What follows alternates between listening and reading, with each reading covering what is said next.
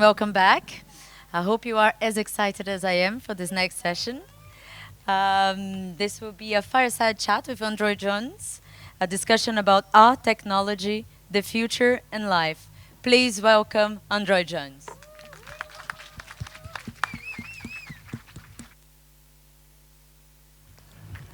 Is it on? Oh, great. Wow. Yeah, it's definitely on. Hi, everybody. Yeah, good evening. Welcome to this little chat. Very excited to be here. I'm always kind of equal parts nervous and anxious, and but I am excited to show you some of the new projects that I'm working on and give a little demonstration of the kind of where I think art is headed, or at least where I'm headed with art in my life.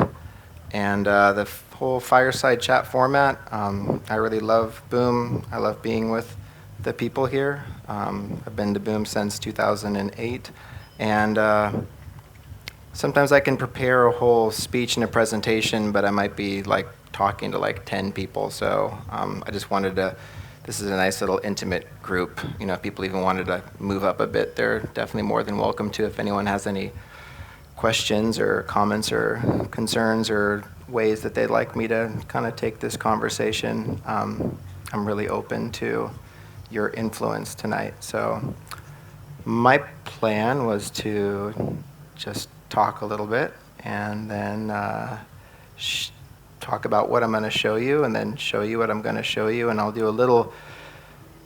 give some intro to it, and I'll give a bit of a demonstration, and potentially we might even ask for like a special volunteer out of the audience if anybody wants to try it out. I'm doing some field research for my VR project, so I'm trying to find people in really heightened states of awareness to write down all the data for you guys are my willing test subjects, so I might do some research after that, and then questions. So yeah, that's pretty much it. Sound good? Cool, great. So this is the theme of the day, is technology. It's like technology and life and the integration of that. I've always had I think a really symbiotic relationship with technology in my life, and I think a lot of it just has to do with the fundamental kind of like mindset and way that it's shown up for me, and the ways that I've interacted with it. When I was younger, when I was around, I kind of grew up with, in the same modern society all of us did.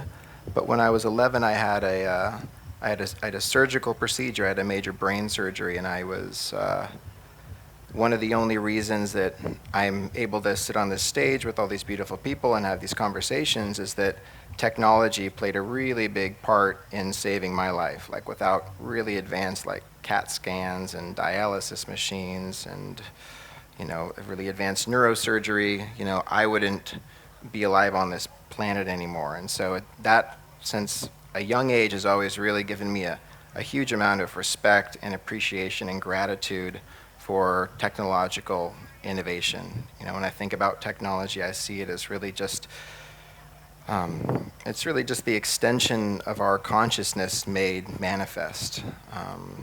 It's easy to kind of see this, create this polarity between like the natural and organic world and the analog and the digital world. But fundamentally, these tools, none of this, even though it's awkward and it's heavy and it's very cumbersome and expensive to travel across seas with all of this fancy gear, none of it came from an alternate dimension. Everything here was once part of the Earth and will once be part of the Earth again. These laptops have iron and magnesium and silicon and crystals, and all the basic building blocks of Mother Earth are in these things. And this is in a way, when I look at these type of machines and computers, I see a real intimacy between the consciousness of humans and the physical planet itself. Like, this is a real marriage of the extension and kind of like the gift of what we can create. And obviously they're pretty objective, and it definitely depends on what we want to do with these things. And we see there's a lot of damage and destruction that too much technology can cause. But I think with the art that I make, and part of my goal in life is to try to take advantage of these opportunities and these kind of tools and create meaningful and powerful and beautiful things for people. I got involved in digital art. I started as an artist really young, and I drew and painted my whole life. And I studied academic drawing and painting and cast drawing and cut open cadavers and anatomy, and I got my first Wacom in '96. I went to art school and majored in computer animation because it looked cool. And ever since that was a pretty formative year, and I kind of made a decision where I saw where the technology was going, and I saw how the pacing of how things are advancing so fast. And back then, that's when I kind of made a decision that I was going to kind of give up the romance of being an oil painter and go for this, very strange, awkward, Wild West sort of open frontier. And I haven't really looked back too much since then, but we're at a place now where I feel incredibly grateful that I had made that kind of decision. I feel that if you look at through history, art and technology have they've always really gone hand in hand as far as like the technological movements and how that has a change in the consciousness, and this new type of art can change consciousness to influence new types of technology. So there's been, a really kind of beautiful interweaving of those two principles, and that relationship has really defined the conversation of art history for the last, I'd say, 7,000 years. And what's really exciting right now, when the computer coming out was just as revolutionary as papyrus coming out, or the printing press coming out, or the camera. And we're within this year, I feel that from everything that I've seen progress throughout my life, and from looking back into art history and studying the different ebbs and flows of innovation and progress, I feel that right now we're certainly at one of those new epochs in opportunity and technology and the expansion of consciousness and human creativity.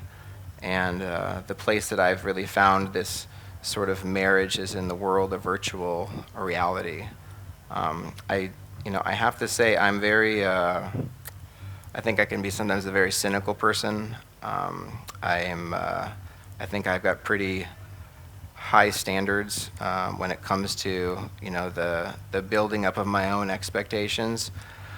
But I've been working within VR for about 4 or 5 months, pretty exclusively, and I have to say that it's we don't have jetpacks or flying cars or all these things that I thought we'd have by the time that I was this old, but it's one of the few promises of technology or promises of the future that I feel it completely delivers what it's asking for. And it's been such a sea change that ever since I've even gotten into this, at first I started just using a lot of the applications that were available in VR. I've got some relationships with different partners like Hewlett-Packard, and I have some friends there, and they were giving me access to a lot of the early HTC Vive and Oculus Rift software. And there's a program I saw called Tilt Brush. Has anyone heard of? Just know who I'm talking to. Has anyone heard of a program called Tilt Brush? Great. So Tilt Brush is an amazing tool. And the first time I used Tilt Brush at the HP offices, I could, for those that don't know, Tilt Brush is you put this headset on, and it allows you to make marks in three-dimensional space all around kind of like your room scale environment. So you can almost make a sculpture out of these different types of lines and strokes. And the first time that I remember the first experience I had with that, it was if I could feel parts of my brain start like catching on fire. You know, I could like feel this like neuroplasticity like expanding, and different connections were being made, because as a conscious being, I'd never had the experience of making a mark in three-dimensional space and like just seeing it there. Just that was enough of like a fundamental revelation that I had never thought about doing that, and I had never really given my brain access to that kind of a fantasy because it wasn't possible. But as I started like carving this space and creating these three-dimensional shapes, it started becoming shapes and started becoming forms, and went from like subjective to objective. It was it changed me. I could feel a change. I could feel like a neurochemical brain change in that one experience, and it was like, I'd say it's almost kind of slightly addictive to feel that. And that experience really kind of made me realize that this is not like a fad, and it's not something that's going to go away. And then there was another experience I had. I was doing, I guess I can talk to you guys about this. When were we in San Francisco, Martha? March, maybe March. We were staying at a house out there, and yeah, it was really trippy. We were staying with one of like this guy had a really fundamental part to play in like the creation of Facebook, and all these interesting types of vectors seemed to be coming together. But I did a little a ceremony where I have this whole ritual around LSD and making art, and I was kind of went into that, and one of the messages that came through really, really clear for me was that you need to be in VR, you need to be making art in VR as soon as possible, as high as possible, was the message, and it was super straightforward to me. And so as the just auspicious unfolding of the universe had it, I had a friend that had some connections over at Oculus, and he got me a meeting with them the very next day, and they had another program they made called Medium, which is, it takes tilt brush, but then that takes it a step forward, and instead of making just lines in space, you're actually able to like physically like sculpt these volumetric forms in space. And I had my little meeting at 3 o'clock, and I got there, and I got to the desk, and I signed my little NDA, and after I signed the NDA piece of paper, I took another little special piece of paper in my wallet, and I put it in my mouth, because I knew I had like about like half hour of, you know, talking and schmoozing, you know, I kind of lit the fuse right there.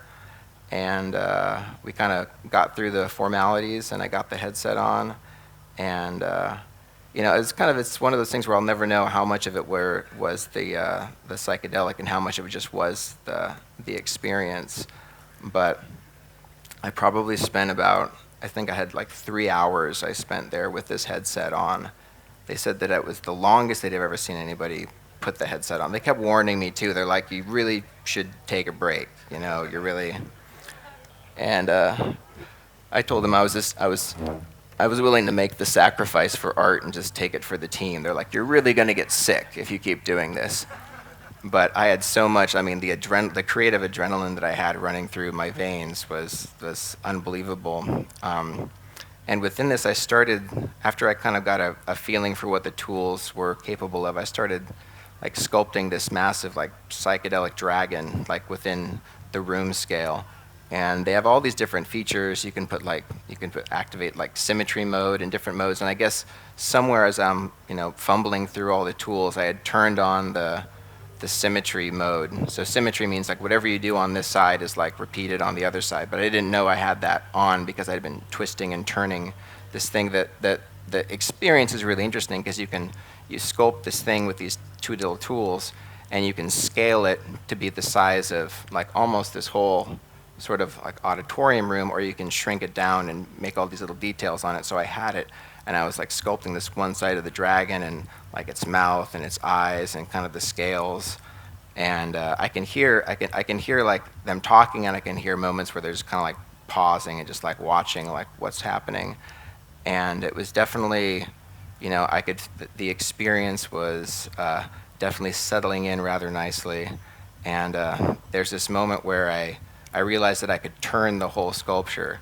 And after I sculpt like half of this like giant dragon head, I turned the sculpture and I had symmetry on, and the symmetry was doing everything like underneath the ground plane. So as I turned this head, like the trippy dragon itself was like this three-headed, three-eyed dragon that came out. And like they were like, I could, everybody in the room was like, and I was like making jokes. I'm like, oh, I can feel the acid kicking in now, guys. They were like laughing, and I'm like, it's really kicking in now. It's really happening.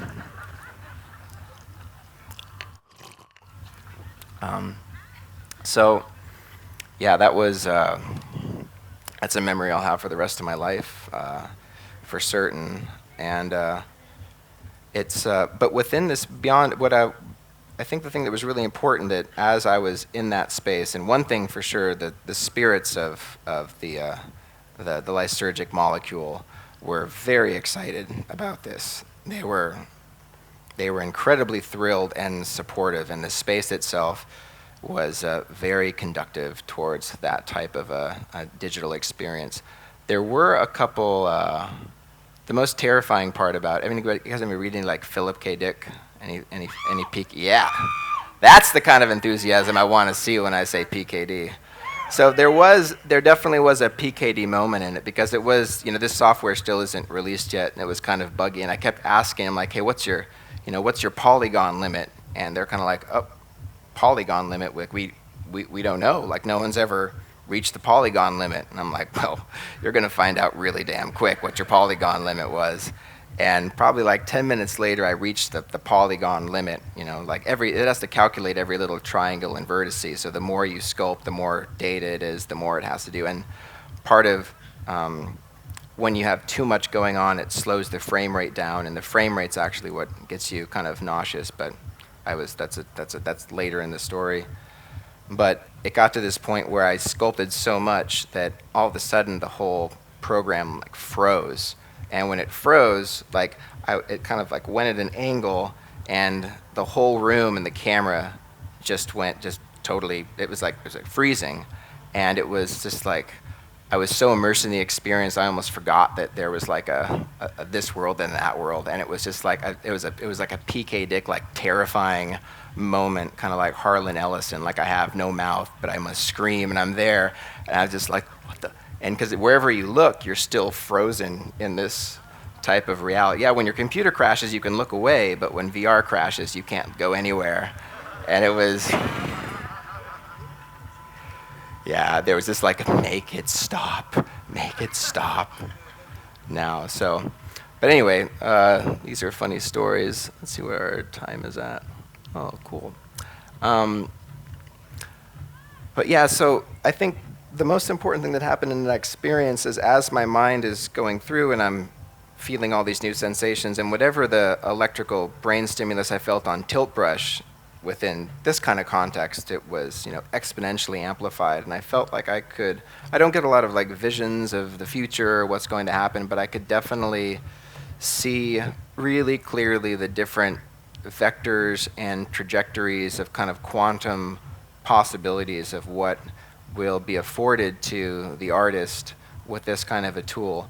And really what I saw probably most clearly is that these types of new mediums, not only is it going to create all new types of art, but it's going to, with the right kind of support and development, I'm fairly confident that it's going to be the beginning of a whole new type of artist that we're going to see. And it probably won't be many of us, but as far as like our next generation and kids that are growing up with iPads and screens and Facebook and Snapchat, like this was meant for them. Like we're going to start seeing a lot of like the dissolving of the boundaries of like what makes kind of like a sculptor or a dancer or a creator, and the potential, the specific potential for using this kind of technology for performance-based settings, I think was also pretty amazing as far as that could go. And the other really interesting thing about it was that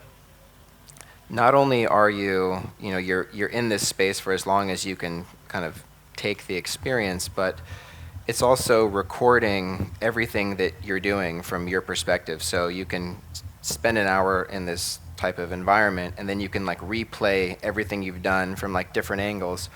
But you can also replay it from your vantage point in your headset. So we're kind of looking. We're right at the door of a future where I could be theoretically like spending 3 hours on acid, peaking on acid, making a crazy psychedelic 3D painting, and where in this kind of paradigm, we really see like the value in art based off the physical object that's created from it, whether that's like a print or a painting or a sculpture or a dress or a hologram. Like that's a lot of how we put value and commerce on it.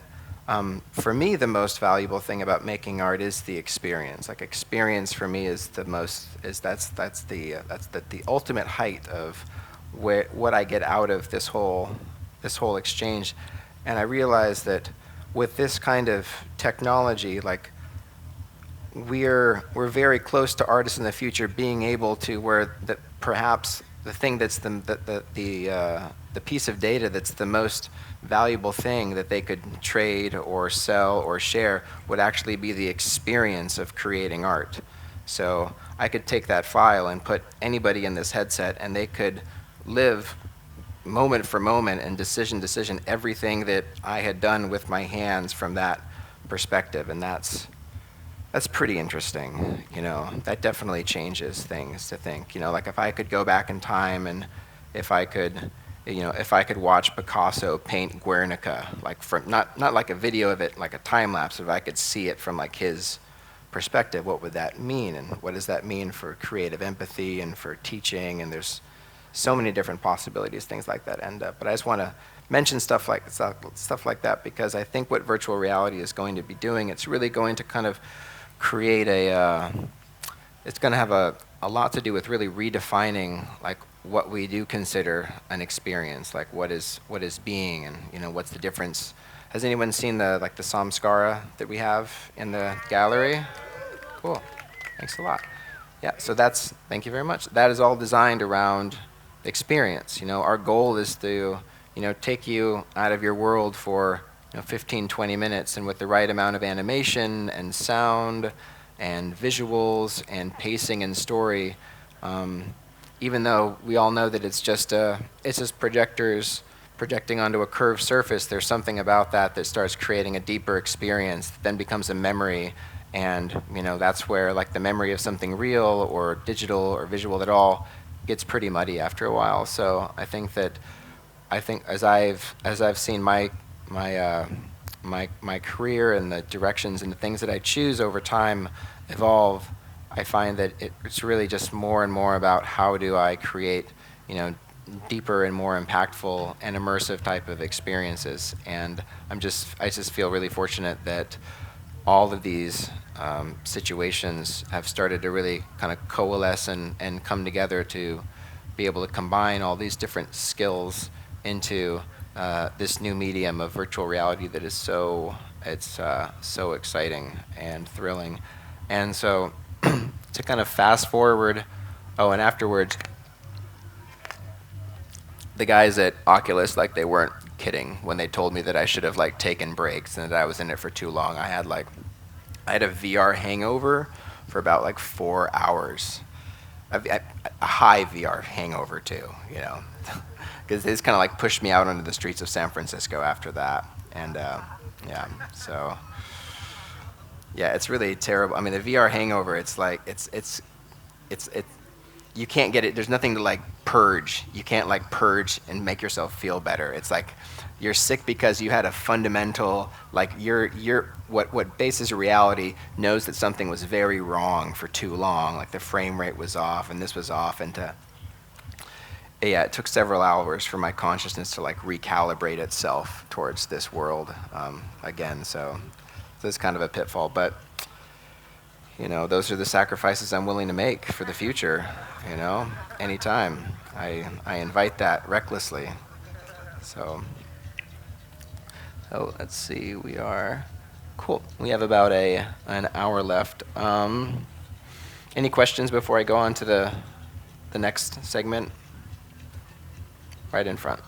We have a microphone we can give someone. Hi, Andrew. Thanks for everything you've seen so far. It's been amazing. Just quick question regarding what you were talking about with what you were doing over at Oculus. I was wondering if any of what you were doing has been exported anywhere, and will we be able to see it at all? I think that session is pretty much top secret on their side. You know, I don't know what they're going to do with that data or not. You know, maybe someday. Yeah, that they kept the recording for their archives. Cool. Can I just ask what your favorite piece of your own artwork is? And also who your favorite visionary artist is? My favorite piece of artwork Yours. of mine. Yeah. Gosh, I hate everything. You know, that's why I have to keep making new stuff all the time because I'm so unsatisfied with everything that I do. I mean, I think like as a collective, usually I'm kind of only excited about things that are new until they're not new anymore. Then I'm not excited about them anymore. So I would say Samcara is my favorite thing right now as far as a collaboration. It's amazing, and I am really, I am in a very fortunate position within Samcara that I just kind of sit around and just take all the praise for it. But really, I'm just like the frosting, like the thin sugary layer like on top of the frosting, and the foundation of Samskara. It's actually, a lot of people don't know this, but it's made by a group of amazingly beautiful and dedicated Russian Hare Krishnas that live in an ashram in Thailand. Think about that for a second. Yeah, for sure. And all of the work that they do, they've been selected over several years by the main visionary, George, who we just call Swami, or we call him Gangster Swami sometimes, because he'll make you a mantra you can't refuse. He's really a gangster, and he's created this series of different ashrams around Kiev and Moscow and the Ukraine, and he's been slowly recruiting amazing like computer scientists and animators and HR people and engineers over the years to build this entire studio. And so all of his devotees are the people that create Samskara, and I mean they all live in the ashram together. They live, they chant, they make meals together. They all sleep in this huge ashram in rural Chiang Mai. But what I think is really extraordinary about the work that they do, and I feel that it actually really comes through in the experience people have on a subconscious level, is that the work that they're doing, it's their seva for their guru Swami. So all, whether they're adjusting animation or hypergraphs or coming up with new plugins or the calibration software, they're doing it with the spirit of like cleansing their heart for their guru, which is really cool. Like you don't really get that in the Luciferian, military industrial entertainment complex of the West that's just trying to brainwash you and take your money and leave you less. So yeah, just really big hats off to them. And Tanya, our art director, has done just an unbelievable job. I really just gave them a bunch of layered files and said, go for it, and they came back with that, and I was like, well, yeah, that's cool, right? That's pretty neat. So I'm gonna do a demo with this software that I've been doing. So kind of fast forward after. So one of the things after this. So I had this feedback session with the Medium guys, and I was still very, very excited, and I just kept giving them all these, sharing all these different ideas that I had about the possibilities, like what if you did this, and what if you made it like this, and what if it was more performance-based, and what if it was, like I could probably fill up a whole page of all the different types of possibilities that I created, and after a certain period, they took notes, and they were very grateful to have such enthusiastic feedback. But I also came away realizing that that was so much stuff that there really isn't any way that they would ever actually incorporate a fraction of the things that I wanted, because the things that I also wanted were honestly like pretty niche type of stuff too. And throughout my career, I've done I've leveraged I've kind of just skated by using using a lot of technology and software, and not necessarily hacking it, but using it in ways that are either not what the software was intended for, or finding ways of kind of gaming it to get different, like, unintended results out of. And with this, I saw an opportunity here to there. I've always had different ideas for different kinds of applications that I'd want to do if I took up programming, and I always thought it was a little bit intimidating. But I got together with two of my friends that I'd known for over a decade. This one gentleman, Fong, and my friend Scott, and we got together, and through another kind of, as it dovetailed off of another project we were working, we decided that we actually had the tools to be able to create our own piece of software with this. And so over the past 4 months, we've been just learning how to do visual scripting, working with the Unreal Engine, and doing a lot of just testing and working, and it's come together in a pretty, like, like I said before, like there's something about, like, being an artist with all these different possibilities. Sometimes it's a little, one of the challenges I have, it's a total first world problem, but it's kind of like knowing, like, what to do when there's so many things that you can do, and you know that your hands can make things that give value to other people. Like, what do you do with these hands? Like, where, am I doing the right thing, or should I be doing this or that? I second guess myself constantly. But ever since we started working on this project, just like the level of auspiciousness and like the grace and ease that I'd say like 90% of everything flows has been, really extraordinary. I mean, so much so that, like, ever since I started work, and I used to work in the video games industry, and I swore it off like over maybe like 12, 15 years ago. But I mean, I never would have imagined that I'd be spending the majority of my day working within like an Unreal game engine. But it is just, I've just gotten completely smitten with this tool and what it's capable of, to the point where, like, I don't even know if I've even made a digital painting in the last 4 months. I really haven't. Like, the idea of putting my energy into something just two-dimensional and layered, it feels so shallow compared to the ability to put my energy into something that can actually give people experiences. And that's what we're really trying to do. So our project that I'm going to be showing you guys for one of the first times, I guess, here in Portugal, is called Microdose VR. And we struggled with the name for so long, and you can tell by the name, you could see somewhere the influence came in one time. Did another little session, and I was like, oh God, it's supposed to be called Microdose. Of course it is supposed to be called Microdose. But so this piece of software, it definitely, it builds upon the two experiences I explained with the tilt brush and kind of the medium, as far as, VR is, there's a lot of really amazing things about it, but it's also, it's a real Pandora's box as far as the ability and the opportunity it has to just like distract us, and the idle fancy that is there, and the amount of like shooters and zombie games and pornography and just distraction is going to be also like an unparalleled level that may have never seen before.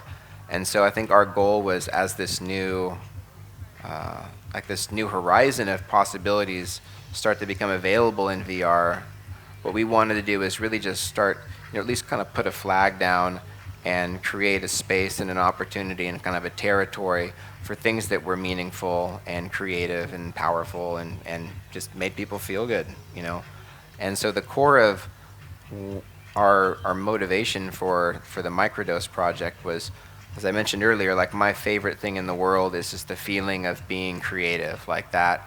I mean, I really see that as just like the juice of life, You think of what evolution and all of our ancestors had to sacrifice to get us to the point where we have the luxury of being able to express our creative freedom.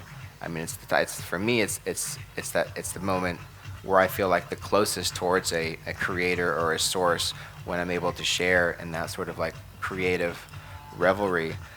And I also realized that creativity, it is a real luxury, and there's a lot of people that that don't really have that type of an outlet.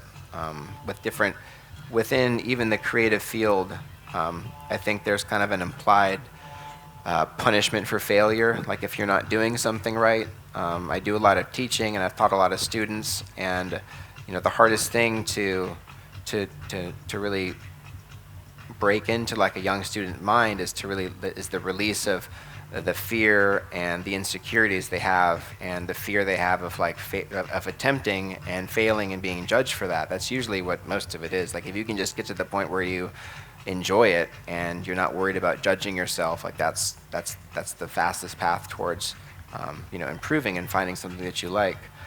And so one of the amazing things about VR is that since it's such a brand new medium, it's going to create this amazing new level playing field where there are no experts in this, that everyone has the same amount of kind of access and opportunity to it.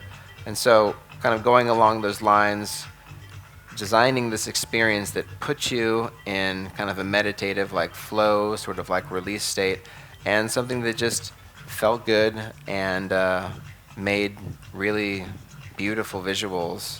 It's not that complicated, really. We're at the initial stage of it right now where we have the visual aspect of it complete. And so what I'm going to show you today is kind of the first stage of microdose. And the subsequent iterations we're doing with it, I'm just going to be playing some music in the background as I test it out. But with future iterations, our goal is that it'll make more sense when you see it, but that each of these art brushes, paint particles, will actually start to emanate their own noise and music and sounds, like all these sounds we're hearing right now around here. And we're basically making this a tool for what I kind of mentioned, this new breed of artist. I'm imagining there's an artist whose dance movements can turn into sculpture, and that sculpture can turn into a song, and we can start actually eliminating even within the creative fields, we still have these boxes we put ourselves in if we're a singer or a dancer or a painter.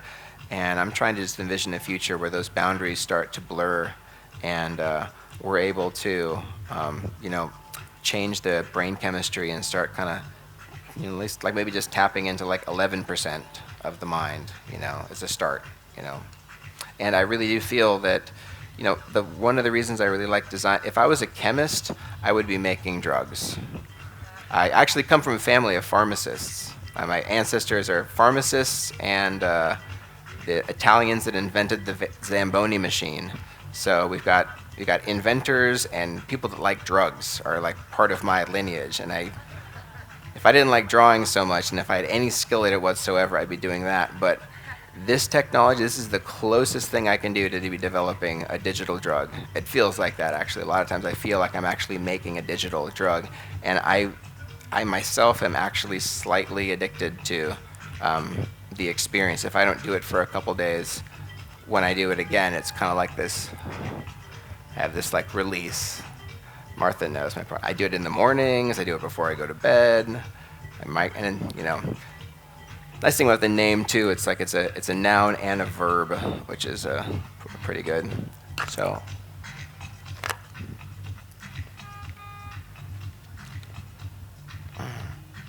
yeah. So I think, so this is going to be kind of a demo and kind of like a performance. You guys okay with that? 20 minutes? Okay, good. So. Let's see.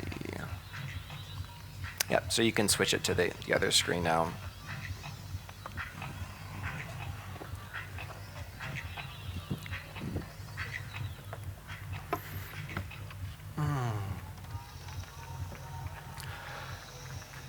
So just unfortunately what you're going to be seeing is really just a sliver of the experience that's happening inside of my headset. So this actually just represents, and this is just one of the limitations of the technology right now, and as the engine that we're using. But if you can kind of extrapolate, what you're going to be seeing is just is one of my eyes. So really, there's another eye that I'm seeing, and there isn't really an edge or a boundary to what I'm seeing. So this is really like a world that I'm going to be in right now.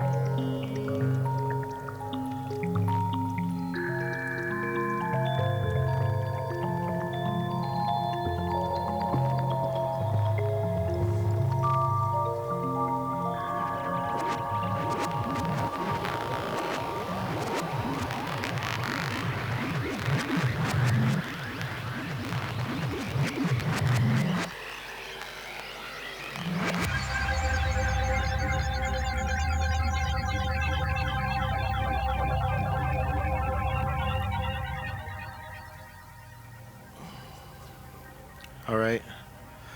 Cool. Well, that was microdose. Thank you.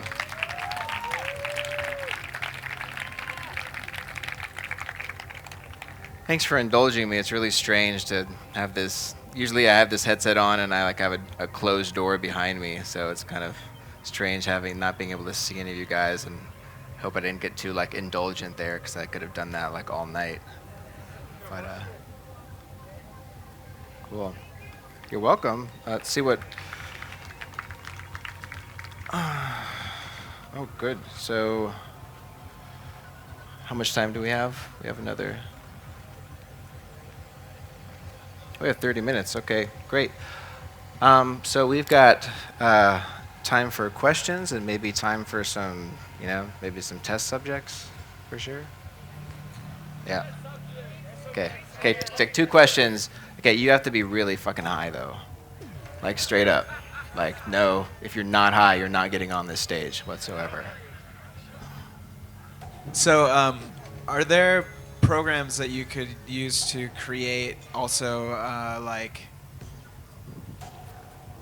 animated environmental kind of psychedelic experiences, like rather than just having the experiential aspect, like the interactive thing that you were doing, could you have it like you were putting the headset on and it was like you just smoked DMT, like fully immersed in this kind of psychedelic realm?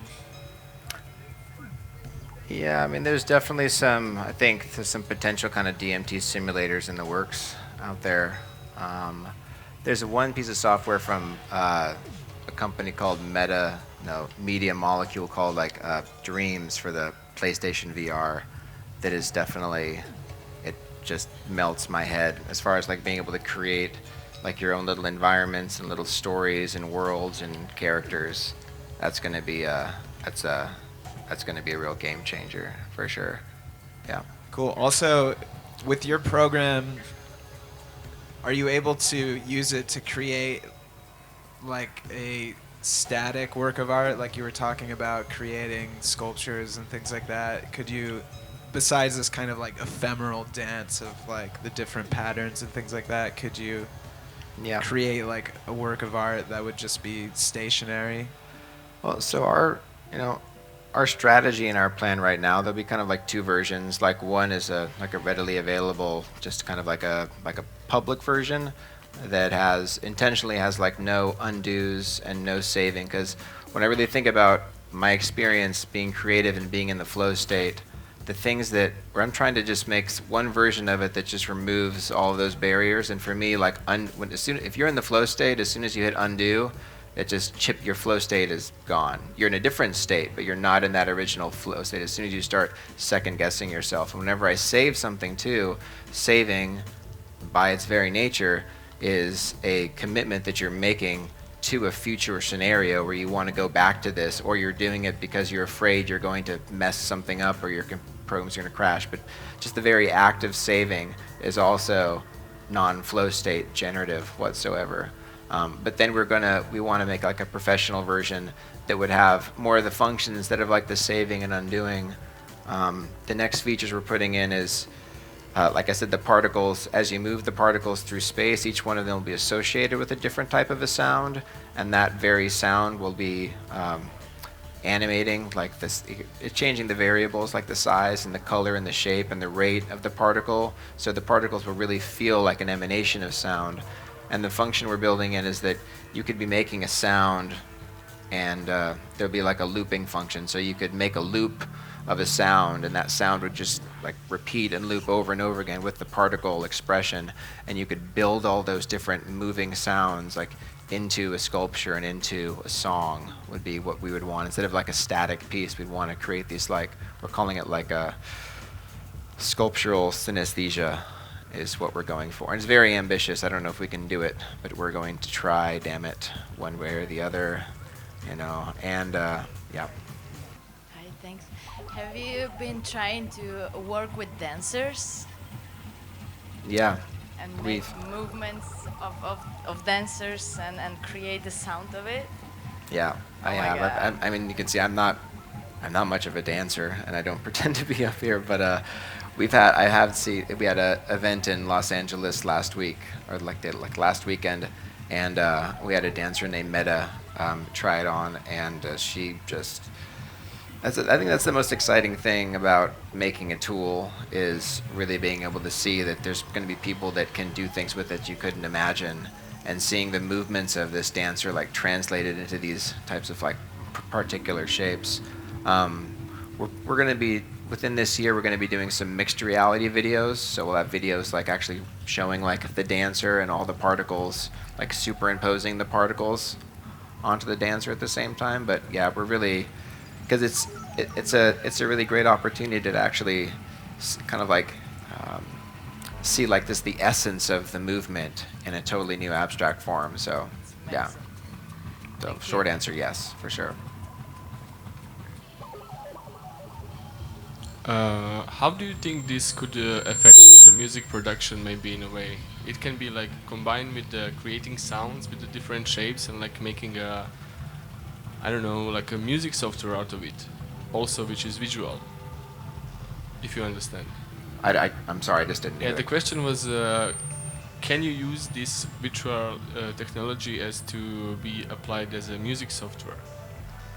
To when you create with the brushes and the things, can you like create like this like three-dimensional loops and create a music like that that can be saved, stored in this space? Yeah, you can. And what's amazing about this is that there's not a lot that you can't do. You know, this gives us the opportunity to be creative without boundaries, without gravity, without resources, without running out of paint, you know, without like a lack of an instrument. You know, a lot of the normal barriers that we might have taken for granted don't exist in this world, and the only boundaries are really that of our imagination and that of having like the resources of smart people that can, you know, the level of like three-dimensional problem solving that goes on is quite unbelievable.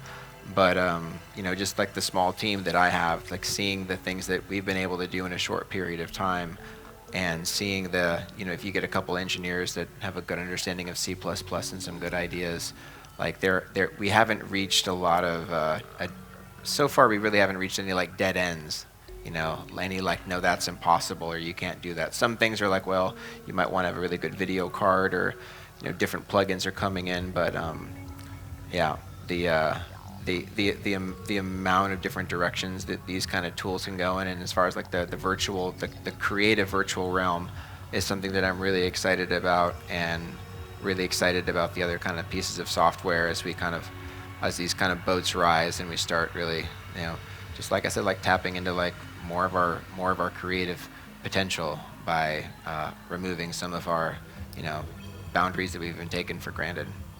So.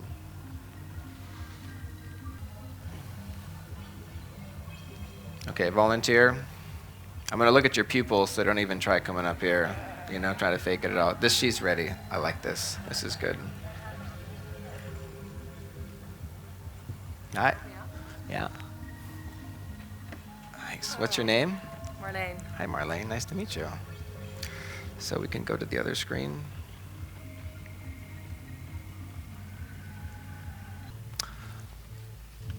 Okay, so instructions are really easy.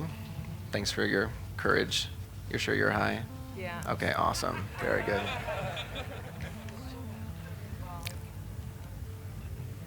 So just kind of hold this for me right there, just so I can kind of show you. These are your two controls here. Yeah. You pull down on the triggers to make particles happen in front of you. All right. And this one here, let's see.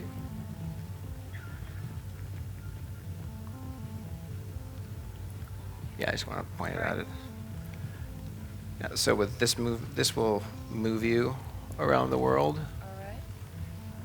Yeah. And with this one, you don't touch that one yet. Yeah, you don't. If you're high, you don't want to touch that one at all. You're definitely not. And you've got about 20 different types of particles on both hands, and it's very important. You just your middle fingers will reach around, and there'll be a button right there that you press, and don't press those or don't press those, and that's it.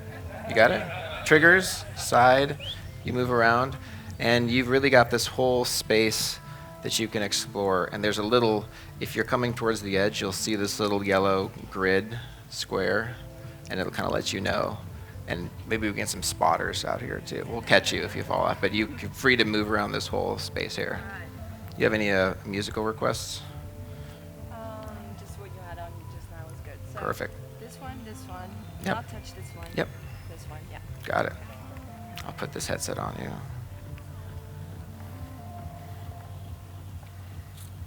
Yeah, and just feel free to totally go wild, express yourself, make noises if you like. The wonderful thing about these new mediums is that there's no wrong way to do it yet. There we go. Yeah. How's that feeling? Good. Okay, so just try out those two triggers. And you can, as you look around, you'll see the sun is to your right. And the sun, yeah, it's kind of bright, but there you go.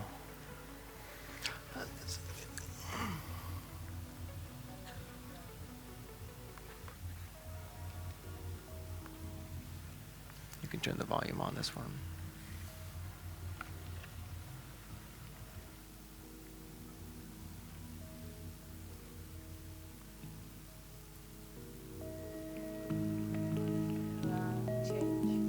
So you're going to touch this button. Right? Let me see this for a second. There we go. There we go.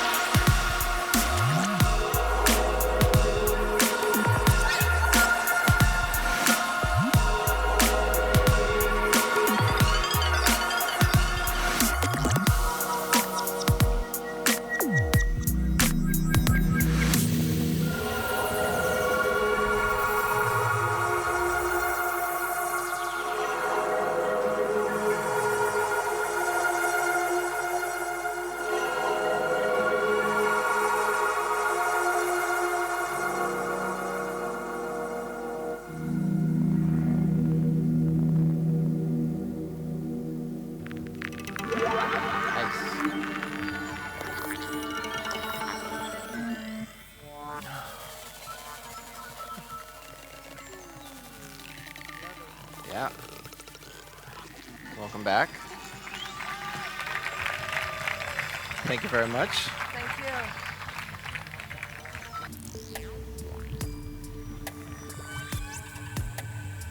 Hi. Nice to meet you. What's your name? Nice to meet you, Amy. Amy Donningstar. Okay, round of applause for the courageous Amy Donningstar. All right. So yeah, the crown. I don't think we're gonna be able to get. That's if you don't mind. So as you're dancing, like I kind of said before, like you can really like The boundaries create a square around the stage so you can walk like anywhere on the stage, look in different directions, feel really free. I'll just take care of you're tethered, but don't let that impair you. And the two controls again, triggers make really beautiful things happen in particles around you.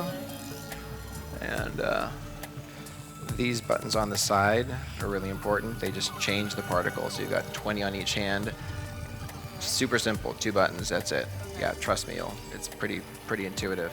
And a lot of them interact with each other, so some might be kind of a light source and the others will light up other particles, so you can kind of see the different ways that they interact in combinations. And this one here, you don't really need to deal with it, but if you held it down, you could make things really small or really big. It's a little more advanced feature, part of the microdose, but it's set to I think a pretty good size right now. And that's it. And just enjoy yourself and just, yeah. Musical requests at all? Okay. So that's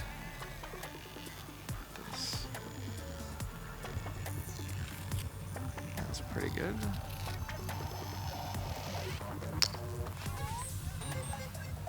Okay. You see the controllers in front of you? Okay, that's a light. Yep. That's a light. So I can hit the buttons. Uh-huh. There you go. And where's the other one? Right here. So that would change the particle when you hold it down.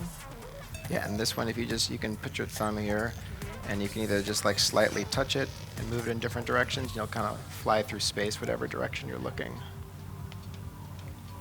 Yeah, and this one, maybe keep your thumb off that one, because that'll change like your scale is. Oh, do I have it the other way around? Oh, other way around. Here, let me just switch. There we go. Perfect, yeah, so no thumb there. Thumb moves you around here. Yep. This one. Yep.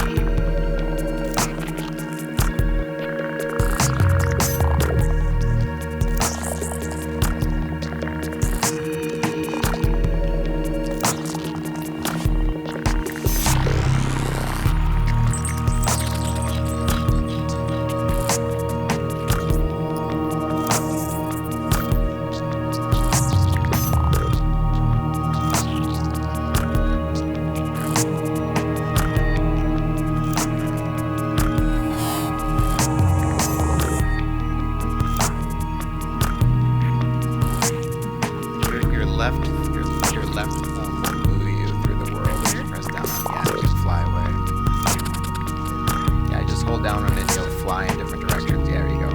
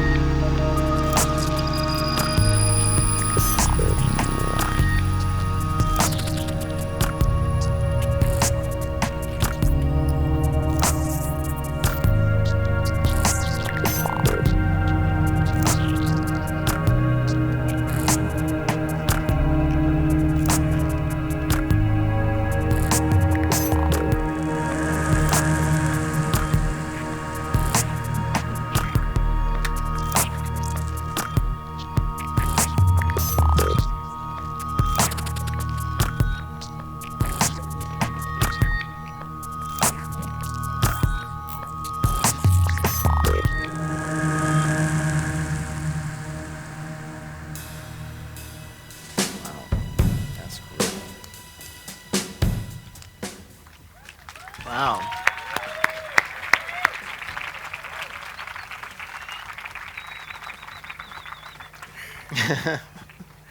You actually get the hang of that? Yeah.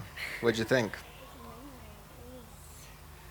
It's really powerful, but also like really understanding that you can really get some mastery at it if you're doing it for a bit. Why don't you I repeat did that? not get anywhere near there.